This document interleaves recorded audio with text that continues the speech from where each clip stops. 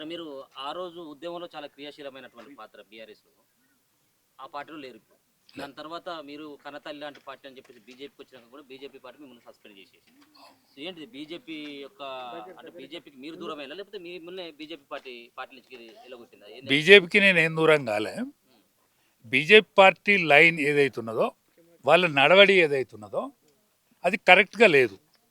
నేను మున్సిపల్ ఎన్నికలప్పుడు వాళ్ళకు విజ్ఞప్తి చేసింది ఏంటంటే, మీరు కలిసి పని చేయండి. మీరు కలిసి పని చేస్తే మీరు రాజ్యానికి వస్తారు, లేకపోతే రాజ్యానికి రారు. 3 ఏళ్ళకైనా కలవక తప్పది. 3 ఏళ్లకు మనం కలవకుంటే ఇదే ముఖ్యమంత్రి కంటిన్యూ అవుతాడు. కాబట్టి దయచేసి మీరు ముందుగాల మున్సిపల్ ఎన్నికల కంటే ముందే కలవండి అని చెప్పిన. ఇప్పుడు ఆ స్టేట్మెంట్ కోసమే మిమ్మల్ని పార్టీ నుంచి సస్పెండ్ చేసింది. ముందుగాల అది చెప్పిన తర్వాత 48% వీళ్ళకు రెండు పార్టీలకు కలిపితే వచ్చినాయి. 38% కాంగ్రెస్ పార్టీకి వచ్చినాయి. 38% వచ్చినోడు రాజ్యం చేస్తాడు, 48% వచ్చినోడు అవుట్ బయట ఉన్నాడు. ఇది మళ్ళీ నేను అధ్యక్షుల వారిని ప్రశ్నించిన. ఇవ్వలేదు. షోకాస్ నోటీస్ ఇవ్వాలి. వివరణ షోకాస్ నోటీస్ ఇస్తే నేను వివరణ ఏమన్నా పొరపాటు జరిగితే నేను దిద్దుకుంటా అని చెప్తాం. కానీ అధ్యక్షుడు నేను ఒక మాట మాట్లాడిన, అది కరెక్ట్ కాకపోవచ్చు. మీరు కరెక్ట్గా ఖచ్చితంగా మీకు ఇజ్జత్ ఉంటే రాజీనామా చేయాలి. ఇజ్జత్ లేదు కాబట్టి కంటిన్యూ కాదు. రాజయ్య గారు నెక్స్ట్ స్టెప్ ఏంటి? అంటే ఏ పార్టీలోకి వెళ్ళబోతున్నారు? అంటే ఇప్పుడు ఇచ్చే స్టేట్మెంటా లేకపోతే గతంలో ఇచ్చేలా? ఇప్పుడు ఇజ్జత్ ఉంటే రాజీనామా చేయాలి ఎవరు అంటున్నారు మీరు? మా అధ్యక్షుల వారిని అన్న, బీజేపీ అధ్యక్షుల వారిని. ఎందుకంటే స్వచ్ఛందంగా మీరు తప్పుకోవాలి. ఎందుకంటే ఈ పరాభవాన్ని మీరు అంతకంటే ముందుగాల గ్రామ పంచాయతీలు దున్నేస్తామన్నారు, మున్సిపాలిటీలు ఏలుతామన్నారు. మున్సిపాలిటీ లేదు, గ్రామ పంచాయతీలు లేరు. కాబట్టి మీరు ఖచ్చితంగా వాళ్ళు పవన్ కళ్యాణ్ పెట్టుకొని, మధ్యవర్తిత్వం పవన్ కళ్యాణ్ పెట్టుకొని ఈ కూటమికి, ఆంధ్రాలో ఏదైతే కూటమి అయిందో సేమ్ కూటమి తయారు చేయాలనేటువంటి ఆలోచన చేస్తాను. కాబట్టి మీరు ఇప్పటికైనా సోయి తెచ్చుకోండి. ఇప్పటికైనా మీరు 8 మంది పార్లమెంటు మెంబర్లు ఉంటే 6 పార్లమెంటు మెంబర్లు పరాయి పార్టీ వాళ్ళే. 8 మంది అసెంబ్లీ మెంబర్లు ఉంటే 8 మందికి 8 మంది పరాయి పార్టీ వాళ్ళే. కాబట్టి మీరు ఇప్పటికైనా ఒక అడుగు వెనుకకేసుకొని అందరు సర్దుకొని ఆ పవన్ కళ్యాణ్ నాయకత్వంలో మీరు అందరూ పనిచేయడానికి, పవన్ కళ్యాణ్కి అనుసంధానం ఏదైతే చేస్తాడో, ఆంధ్రాలో ఏదైతే కూటమి తయారు చేసిండో ఇక్కడ కూడా అదే కూటమి తయారు చేస్తాడు. కాబట్టి ఆ కూటమికి మీరు సహకరించకపోతే మనకు భవిష్యత్తు ఉండదు అని చెప్పిన. ఈ వివరణ నాకు నోటీస్ ఇవ్వాలి. రాజా గారు, ఇప్పుడు పవన్ కళ్యాణ్ నాయకత్వం సమర్థిస్తున్నారు కదా, మరి తెలంగాణ రాష్ట్రంలో జనసేన పార్టీలు మీరు జాయిన్ అయ్యే అవకాశాలు ఉన్నాయా? అంటే ఒకటే, జనసేన పార్టీ అనేది అది విస్తరిస్తూ ఉన్నది. ఇవాళ దక్షిణాదిలో ఆ నాయకత్వానికి ఇవాళైతే పవన్ కళ్యాణ్కు పట్టం కట్టేటువంటి ఆలోచన కేంద్ర నాయకత్వం చేస్తూ ఉన్నది. ఎందుకంటే కలిసి వచ్చే రోజులు ఏవైతున్నాయో, ఇది బీసీ సామాజిక వర్గం,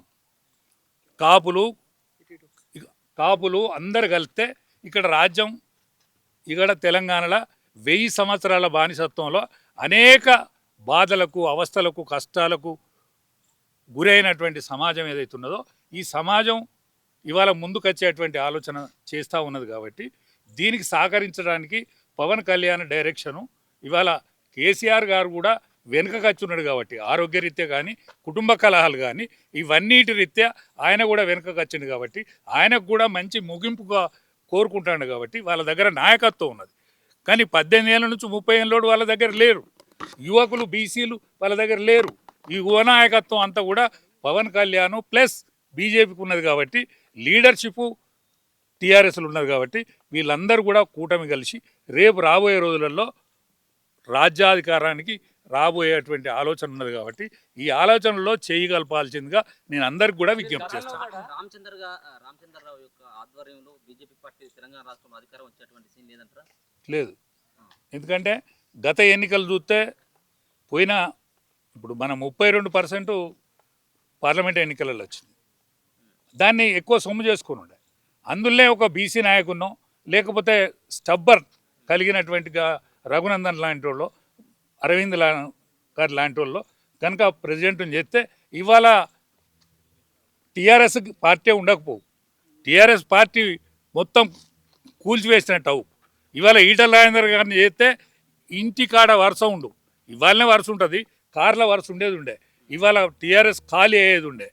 కాబట్టి ఇవాళ సరే వీళ్ళ చాదస్తమా లేకపోతే అధికార పార్టీ యొక్క ఆలోచన విధానమా ఇట్లా కొనసాగుడు కరెక్ట్ కాదని మళ్ళీ వాళ్ళే గుర్తించి పవన్ కళ్యాణ్ ముందట పెట్టి పవన్ కళ్యాణ్ మనసులను పవన్ కళ్యాణ్ వ్యక్తులను ముందట పెట్టి ఈ యొక్క ఎందుకంటే కేసీఆర్ దగ్గర వీళ్ళు ఆంతలేరు బీజేపీ వాళ్ళు. కాబట్టి పవన్ కళ్యాణ్ ద్వారానే వాళ్ళు పని పూర్తి చేస్తాను. ఆ పని పూర్తి చేసే క్రమంలో నా దగ్గరకు కూడా పవన్ కళ్యాణ్ గారి మనసులు నా దగ్గరికి శేఖర్ అని ప్రొఫెసర్ అన్నాడు, ఆయన రావడం జరిగింది. అప్పటి నుంచి నేను 2-3 సిట్టింగులు కూడా చేయడం జరిగింది. ఒక ఆఫీస్ తీసుకుంటా ఉన్నాం ఇక్కడ. ఇవాళ అంటే నా ఆధ్వర్యం అనేది ఇంకా నేను అడుగు పెట్టలేదు అందులో. ఒక ఆఫీస్ తీసుకొని రాబోయే కార్పొరేషన్ ఎన్నికలలో ఇక్కడ జనసేన పార్టీ కూడా పాల్గొనేటువంటి అవకాశం. జీరో. ఎందుకంటే పంటిలు లేవాడు లేతే పండడు. ఎందుకంటే ఆయనకు వాయస్ లేదు, కులబలం లేదు, క్యారెక్టర్ ఉండొచ్చు, క్యారెక్టర్ ఉన్నది, నిబద్ధత ఉన్నది, సంఘ ఓరియంటేషన్గా పెరిగిండు. ఏవీపీలా ఒకప్పుడు పేరున్న నాయకుడు, దెబ్బలు పడ్డాడు, దెబ్బలు కొట్టిండు. వకాలత్ మీద ఆయనకు పట్టున్నది, పైరవీల మీద పట్టున్నది, జడ్జిల దాన్ని ఇన్ఫ్లుయెన్స్ చేయగలడు. ఇటువంటి పట్టున్నది కానీ ప్రజా పట్టు లేదు. ప్రజాబలం లేని నాయకుడు ఉంటే పార్టీ ముందడు. తెలంగాణలో జనసేన పార్టీ అధ్యక్షుడు మరి రాజా యాదవ్ గారు ఏమన్నా ఉండబోతున్నారా? అంటే ఇప్పుడు ఆ పార్టీలన్నీ వ్యక్తి పార్టీలు. వాళ్ళు నిర్ణయిస్తే ఏ నిర్ణయానికైనా నేనైతే ప్రో పాజిటివ్ ఆలోచనలు ఉన్నా. వాళ్ళు ఏ నిర్ణయం చేసినా ఆ నిర్ణయాన్ని కట్టుబడి తెగదెంపులు చెప్పుకున్నట్టు. నేను మళ్ళీ ఇంకా పెంపర్లాడేటువంటి పరిస్థితులు లేను.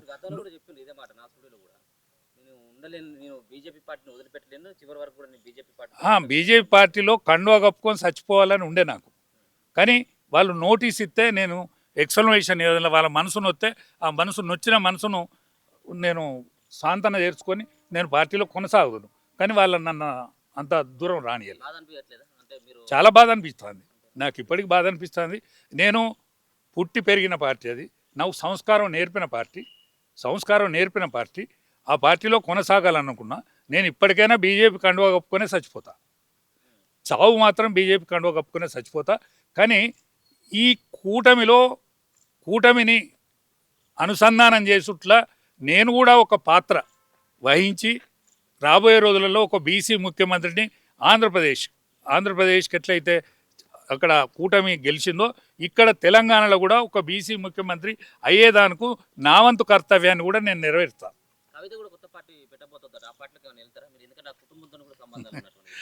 అయితే కవిత పార్టీ దాని పేరు ఊదు కాలేదు, దానితో పీరి లేవది. ఎందుకంటే కవిత పార్టీ నడుతుంది, ఎంతసేపు నడుతుంది అంటే అది నడిపించేంతసేపు నడుతుంది. కానీ కవిత ఒక ఆలోచన చేయాలి. ఈ బెదిరింపును, ఈ ప్రచారాన్ని, ఈ పటాటోపాన్ని ముందడ పెట్టుకొని ఆమె అస్తిత్వాన్ని కాపాడుకుంటే మంచిది. ఎందుకంటే చెడిపోయే కాడికి చెడిపోయింది పార్టీ. ఇంకా ఇంతకంటే చెడేది అయితే లేదు. బీఆర్ఎస్ పార్టీ కూడా కష్టకాలంలో ఉంది తెలంగాణ రాష్ట్రంలో. రాజయ్య గారు లాంటి వ్యక్తి కేసీఆర్ ఫ్రెండ్, ఆయన కేసీఆర్ పిలిచి ఒక హరీశ్రావు పిలిచి మిమ్మల్ని పార్టీకి మీ సహాయం అవసరం, మీలాంటి వ్యక్తులు కావాలంటే మీరు వెళ్ళే అవకాశం. నేను చేసేది సాయమే కదా ఇది పార్టీకి. ఇప్పుడు నేను చేసేది వాళ్ళకు కూడా సాయమే. ఎందుకంటే మనందరం కలిసి ఉందాం. కలిసి ఉండకపోతే రేవంత్ రెడ్డి అట్లే కొనసాగుతాడు. మనందరం కలిసి ఉందాం అనేదే నా సలహా, నా సహాయం. రాజయ్య గారు కొత్త పార్టీ పెట్టబోతున్నారా? రాజయ్య గారు కొత్త పార్టీ పెట్టాడు. కానీ ఈ అన్ని పార్టీల కలయికలో నా యొక్క గొంతు ఉంటుంది. రాజయ్య గారిని సస్పెండ్ చేస్తే మీలాంటి వాళ్ళు పార్టీని ఏదైతే తిరుగుబాటు చేసే వాళ్ళకి ఇది ఒక మెసేజ్ అనుకోవచ్చా? అంటే ఒక్కటేనండి, తిరుగుబాటు సరి అయిన కార్యకర్తలు, గ్రామాలలో ఉండే జనం వీళ్ళందరూ హర్షిస్తారు. ఇప్పుడు మా బీజేపీ వాళ్ళు హర్షిస్తారు, బీజేపీ కార్యకర్తలు హర్షిస్తారు, సంఘంలో పనిచేసిన వాళ్ళు హర్షిస్తారు, ఏబీపీలో పనిచేసిన వాళ్ళు కూడా అందరూ హర్షిస్తారు. ఎక్సెప్ట్ కొంతమంది నాయకులు తప్ప. ఇప్పుడు బీఆర్ఎస్ పార్టీ అధికారంలోకి వస్తుందని చెప్పేసి మాట్లాడుతాను. మరి అధికారం వచ్చేటువంటి పార్టీలకు వెళ్ళొచ్చు కదా రాజా? అవకాశం లేదు. ఎందుకంటే బీఆర్ఎస్ సింగిల్ పార్టీగా ఏ పార్టీకి అవకాశం లేదు. సింగిల్ పార్టీగా బీజేపీకి కానీ, టీఆర్ఎస్కి కానీ, ఇవాళ జనసేన పార్టీకి కానీ, ఈ 3 పార్టీలకు కూడా అవకాశం లేదు. ఈ 3 కలిస్తే మాత్రం అవకాశం ఖచ్చితంగా ఉంటుంది. లాస్ట్గా రాజ్యసభ ఎంపీలకు సంబంధించినటువంటి దాంట్లో ఉన్నటువంటి కాంగ్రెస్ పార్టీ బీసీలకి ఒక్కటి కూడా ఎస్సీలకు కానీ ఎస్టీలకు కానీ అది అగ్రకులాల వాళ్ళకి ఇప్పుడు కాంగ్రెస్ పార్టీ అంటేనే అగ్రవర్ణాల పార్టీ. కాంగ్రెస్ పార్టీ అంటేనే అగ్రవర్ణాల పార్టీ. ఎందుకంటే స్వాతంత్రం వచ్చిన నాటి నుంచి ఈనాటి వరకు కూడా బయట ప్రధానమంత్రి కానీ ఈ రాష్ట్రంలో ముఖ్యమంత్రి కానీ అగ్రవర్ణాలకు సంబంధించిన వ్యక్తే ఉన్నాడు తప్ప ఇప్పటి వరకు ఎవరు లేరు. కాబట్టి కాంగ్రెస్ పార్టీ అంటేనే అగ్రవర్ణాలకు సంబంధించిన పార్టీ, బీసీలకు ఎంతమాత్రం సంబంధం లేని పార్టీ.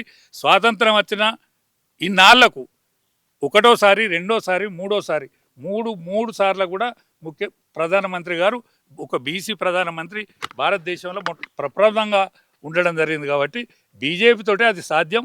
ఎందుకంటే యావత్ భారతావనిలో మధ్యప్రదేశ్లో కానీ, ఒరిస్సాలో కానీ, హర్యానాలో కానీ ఎక్కడ చూసినా బీసీ ముఖ్యమంత్రులు, ఎస్టీ ముఖ్యమంత్రుల్ని వీళ్ళే చేసిండ్రు. ఇవాళ రాష్ట్రపతిని కానీ వీళ్ళందరినీ కూడా చేయగలిగిన పార్టీ బీజేపీ పార్టీ. మీరు రాష్ట్ర అధ్యక్షుడు కావచ్చు, కిషన్ రెడ్డి కావచ్చు, మీరు సస్పెండ్ తర్వాత వాళ్ళకి ఏం చెప్పాలనుకుంటున్నారా? నేను వాళ్ళు నోటీస్ ఇస్తే తప్పకుండా చెప్పుదును. నోటీస్ ఇవ్వలేదు కాబట్టి వాళ్ళకి చెప్పాలి. ఇప్పటికైనా మీరు సర్దుకొని బతుకుతే మంచిది. పిలిస్తే వెళ్తారా మళ్ళీ? నేను ఆ పార్టీకి పోయే సమస్య లేదు. ఏ పార్టీలో ఉన్నా లేకున్నా కూడా నేను తెలంగాణ కోసం, తెలంగాణ యావ కోసం, యావత్ తెలంగాణ 1000 సంవత్సరాల బానిసత్వం, 77 ఏళ్ళ స్వాతంత్రంలో ఇప్పటి వరకు బీసీ నాయకత్వం రాలేదు ముఖ్యమంత్రి. కాబట్టి బీసీ, ఎస్సీ, ఎస్టీ మైనార్టీలకు రావాల్సిన వాటా దక్కడానికి కృషిలో నా వంతు పాత్ర కూడా, నా గొంతు కూడా ఉంటుంది. సన్నిహితులుగా ఉంటా ఉన్నారు మొదటి నుంచి కూడా బీఆర్ఎస్ లో ఉన్నప్పుడు కానీ ఇప్పుడు ఆయన బీజేపీలోకి వచ్చారు. ఎప్పుడైనా నేను సస్పెండ్ చేసిన తర్వాత ఏమైనా ఈటల గురించి ఏమైనా స్పందన లేకపోతే అధిష్టానానికి ఆయన ఏమైనా మెసేజ్ చేయలేదా ఎందుకు సస్పెండ్ చేసిందని? అంటే నేను ఆయనతో మాట్లాడలేదు కూడా. ఎందుకంటే ఆయనని ఇబ్బంది పెట్టుడు ఎందుకు, నా వలన ఆయన ఇంకా ఇబ్బంది పడతాడు. ఇబ్బంది పడడం కరెక్ట్ కాదని నేను ఆయనతో మాట్లాడలేదు. ఇప్పుడు ఆయన కూడా మెతక వైఖరితో పాపం ఆయన చాలా ఇబ్బంది పెడతాడు. ఇబ్బంది పెట్టినా కూడా ఓర్చుకొని ఉంటాడు. కానీ ఆయన పార్టీని అయితే ఇడిచిపెట్టాడు. ఇడిచిపెట్టాడు. ఇబ్బంది పడతాడు. ఇబ్బంది పడ్డోనే ఇష్టపడతాను జనం. ఆ ఇష్టం కష్టమైనా కూడా ఇష్టంగా మార్చుకొని రాబోయే రోజులలో మలుపు తిరిగే రాజకీయాలలో ఆయన ముందట ఉంటాడని నా అంచనా. బీజేపీ పార్టీని దెబ్బ కొడతానికి రాజయ్య గారు ఇలాంటి వ్యాఖ్యలు చేస్తున్నారు. మీ వెనకాల సీఎం రేవంత్ రెడ్డి ఉండొచ్చని ఒక ఆరోపణలు వస్తున్నాయి. ఏ ఆరోపణ ఉన్నా కూడా రేవంత్ రెడ్డి రావద్దనుకుంటే వీళ్ళు ముగ్గురు కలిసి ఉండాలి. లేకుంటే రేవంత్ రెడ్డి అవుతాడు, ముఖ్యమంత్రి అవుతాడు. ఎవ్వలకు వాళ్ళే యమునా తీరే ఎవరికి వాళ్ళే పోటీ చేస్తే ఖచ్చితంగా రేవంత్ రెడ్డి ముఖ్యమంత్రి. ఏ పార్టీ కండ వేసుకోరు? ఏ పార్టీ కండ వేసుకోరు.